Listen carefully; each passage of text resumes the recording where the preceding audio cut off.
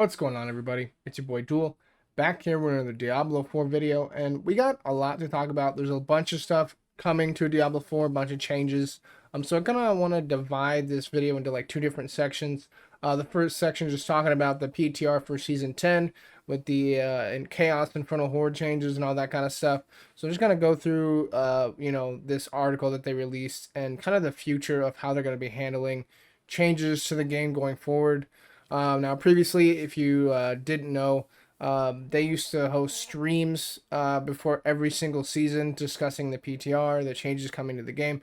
And they're sort of deciding that, like, I guess putting out streams like this, or at least for the moment, they're going to be changing how often they stream and what cadence. 'Cause I think I don't know if it's affecting development time or what, but they just decided for now, they're just going to be releasing them in like this article format, which I am totally okay with.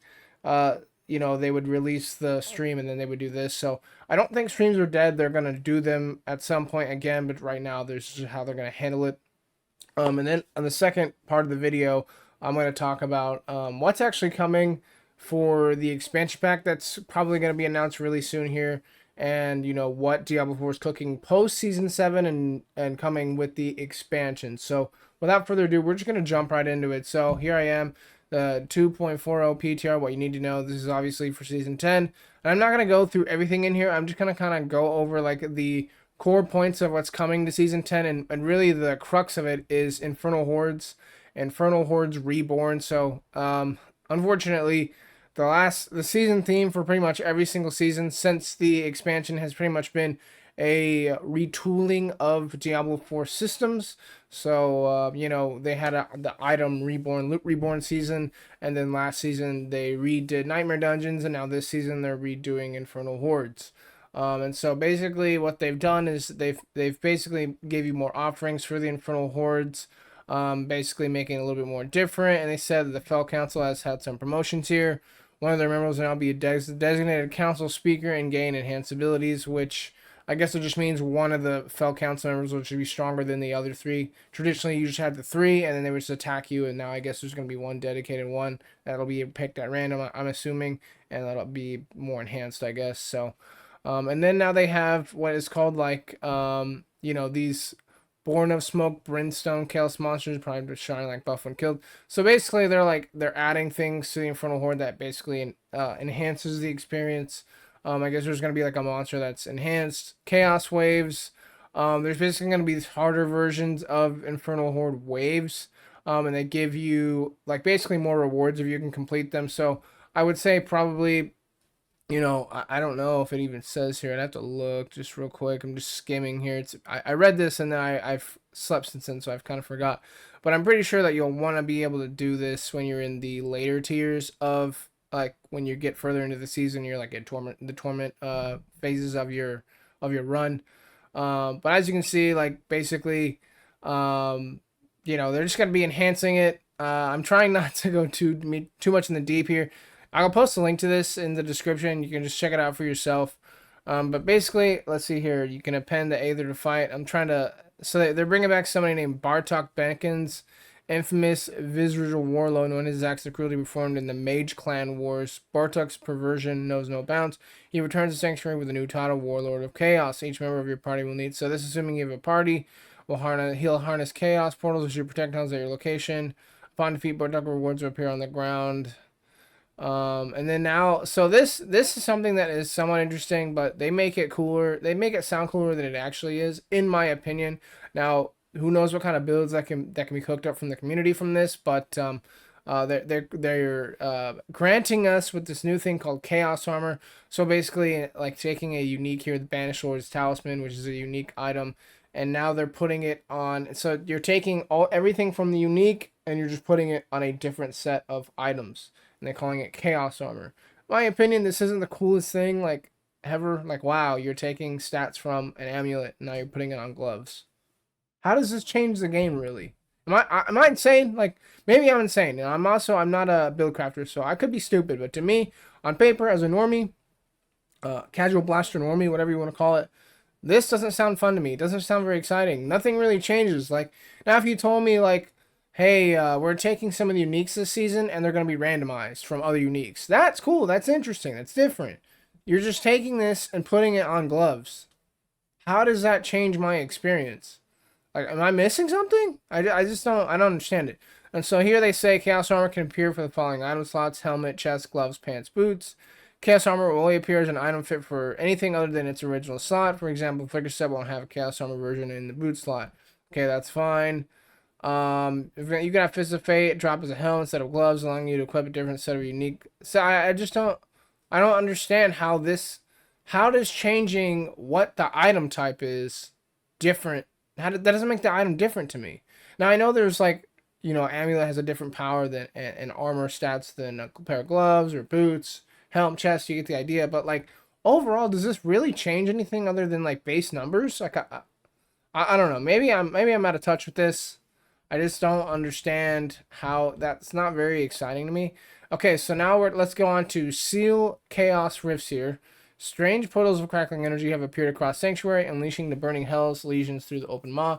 Chaos Rifts materialize in different ways. Chaos Rifts will appear in the open world and Sanctuary within Helltide. Kill the demons pouring from. See, this is cool. I like this. So this changes Helltide. I like this. This actually changes a core mechanic, and this actually changes my experience a little bit than just blasting Helltide all day long, and nothing changes. This is a change. I like this. Kill the demons pouring out from them, and then you're a great source of chaotic loot, giving you additional experience, gems of chaos armor, and torment difficulties. In extremely rare cases, when playing in torment difficulties, you may even come across a mythic chaos rift. Chaos Rift Nightmare Dungeons. These Nightmare Dungeons are rife with Chaos Rifts. These are bountiful sources of fleeting horde compasses. Blizzard, I swear to God, heed me now. If I cannot craft an Infernal Horde compass, now little context here. When they first announced Infernal Horde compasses, I'm pretty sure you could craft them. And then after that, you can't craft them anymore. People complained they had too many. You can't craft them anymore. Completely gone. Ever since then, they have completely removed the ability to craft them in the entire game. I don't know why they did this. Put them back in the game. Put them back in the game. I should be able to craft any sort of dungeon that I want to go do. Infernal Horde, Nightmare Dungeon, whatever. Any sort of dungeon, any sort of instance thing, I should be able to craft a key for and go do it at any time. I should have my own agency to go do that anytime I want to. So I swear to God, if these things only drop from these dungeons, or like from Helltide, and I don't have the agency to craft them myself, I'm going to crash out. I am going to crash out. Okay, so moving on from that, Wheel Chaos perks. So again, they're doing the seasonal powers again, like last season and season before that, and season 2. But this time they're just calling it perks. I'm just not gonna go into this because it's just more powers, whatever. We'll figure out which one is the best one when doing the blaster content creators figure it out. There's always gonna be a meta one that they choose, so it really doesn't matter. I'm not gonna go through all of that. Let me see if there's anything else because it's pretty much going over new unique items. Yeah, I'm not really gonna go over that. And yeah, and then they give you instructions on how to access the PTR and then how to provide feedback, which is really good. And it looks like the PTR starts on, let's see, I think it's set at the beginning actually. Let me check here.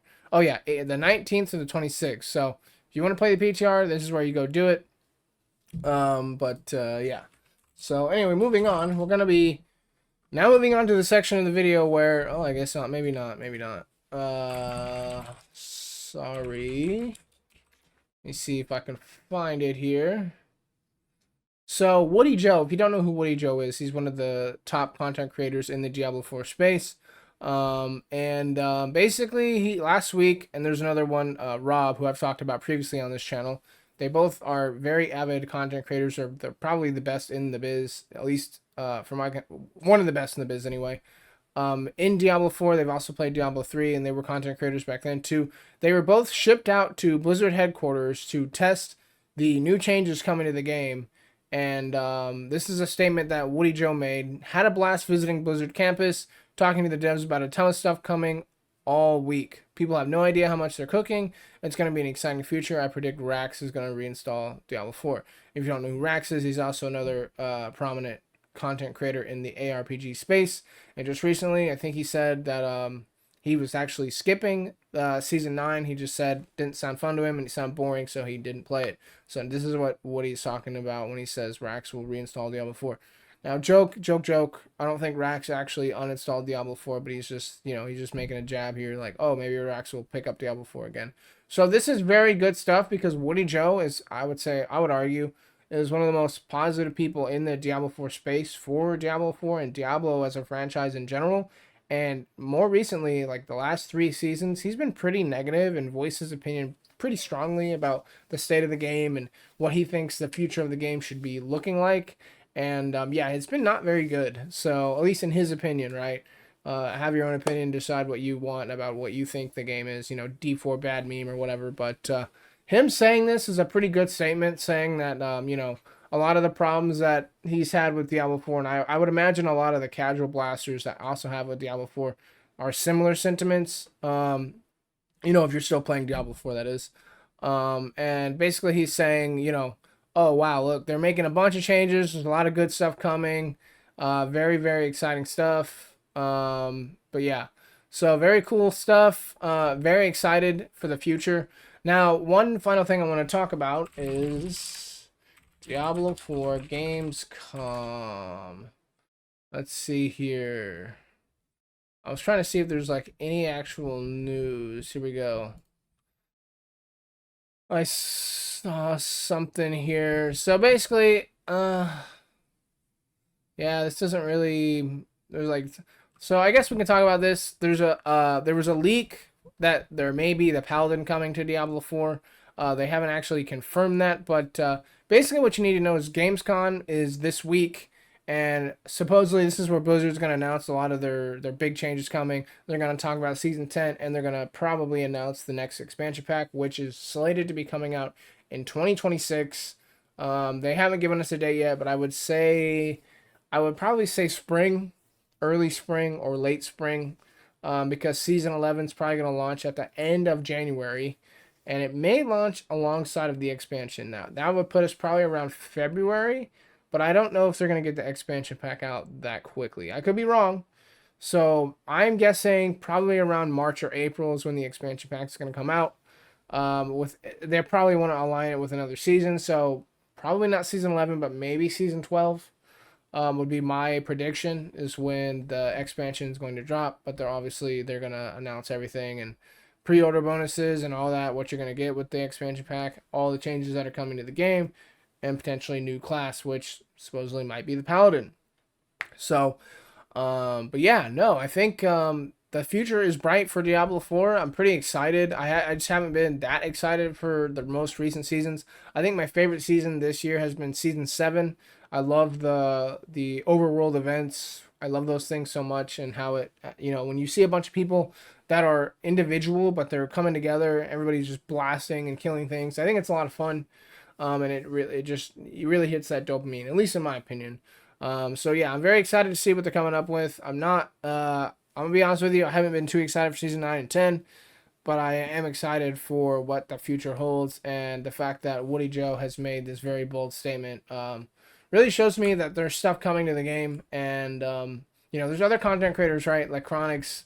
Chronix is another avid content creator for Diablo 4. In fact, he's part of Maxroll, which Woody Joe is also a part of, and I'm pretty sure he got sent out, and he's pretty much saying, super excited for it. Second trip of a lifetime. So yeah, he got shipped out, and he's also excited to see what is coming for Diablo 4. And if you can zoom, I can't zoom in here, but you can't tell here, but this is Rob right here, the other Diablo 4 creator. There's a couple of creators here. I don't know their names, but I'm sure I've heard of them.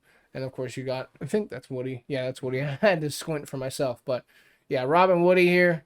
Awesome dudes, really good at the game. And if they're saying that, Diablo 4 probably been in a bit of a rough patch, and people are just haven't been very happy with the game. There's just too many other games in this space right now. Not too many, but like better quality games. You got Last Epoch, and people have been gravitating towards Path of Exile and Path of Exile 2. No surprise there. And it just hasn't been delivering on the level for the hardcore people. Now, for me, I have gotten my fill in. I've enjoyed the seasons. I've played them, fill out the season journey, and then I go and play other games. I get it done within a 2-week span, and I think that's I think that's how most people play the game, to be honest with you. They have full-time jobs, or if you're a dad, they just blast the season and they move on to other games. And I think that's fine. I think that's how it should be. I'm not expecting anything super extravagant, but I am excited because it does seem like they're gonna be adding some stuff that gives it a bit more complexity for the people that can pour thousands of hours into this game compared to the people that cannot. So good for them, but I also hope that there's something there for the casual blasters too that don't have thousands of hours to do it, because the dopamine hit comes and it goes. And again, I think that's totally fine, and hopefully they're just gonna be adding on to that. So. But yeah, anyway, that's gonna be it for this video. The future of Diablo 4 looking pretty bright, looking pretty good, feeling good. Hopefully the expansion doesn't cost an arm and a leg, and I'm sure it will because it's Blizzard we're talking about. But hey, it is what it is. Let me know in the comments what you think about the future of Diablo 4, whether it's the PTR or the expansion pack, what you're expecting, what are your hopes, what are some of the core issues you think need to be changed with the expansion. I wouldn't expect too many changes to come with the PTR. It's just another incremental season, and hopefully this means that going forward post season 10, they kind of retool how they do seasons, and seasons reborn to play on words for their own like meta of like retooling of their own game, right? And they need to retool their seasons because the seasons that they've been putting out have been pretty lackluster in my opinion. They just kind of feel like filler content to get to the expansion pack, and now here we are once again. Expansions here, and they're gonna add a bunch of stuff, change a bunch of things, and yeah. So hopefully this means going forward, season 11 and onward, they'll be a little bit different. Add something more to the game and something more permanent. We need more of that, more permanence to the game. A lot of this stuff comes and goes, and you just forget about it and go on to the next season. So anyway, that's gonna be it for me. Once again, let me know what you think, and if you made it this far in the video, thank you so much for watching. Feel free to like and subscribe. You do not have to, but it does help out the channel a lot. I will see you guys in the next one. Peace!